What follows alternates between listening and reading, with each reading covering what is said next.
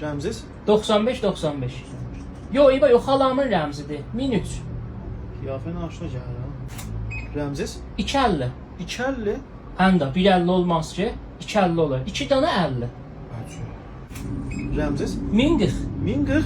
Necə ya 1040? Bilirsən nə deyirsən? Qardaş, bir dana 10, bir dana 40. Rəmzimdir də. Rəmziz? 150 40.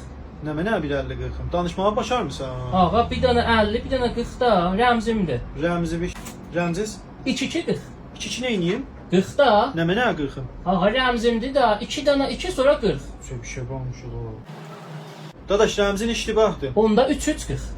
Dədə bas eşək səfi. Dadaş Rəmziz. Sol tərəfdən çək aşağı. Nə mənə sol tərəfdən çəkim aşağı? Xəcalət çəkmisən? Ağa, kartxana dəftərin deyirəm bax. Kartxanın səmt çəkin ged aşağıya. 14-70. Bərabər Rəmzin qələtdir. Onda sağ tərəfdən çək üstə. Dədə yes.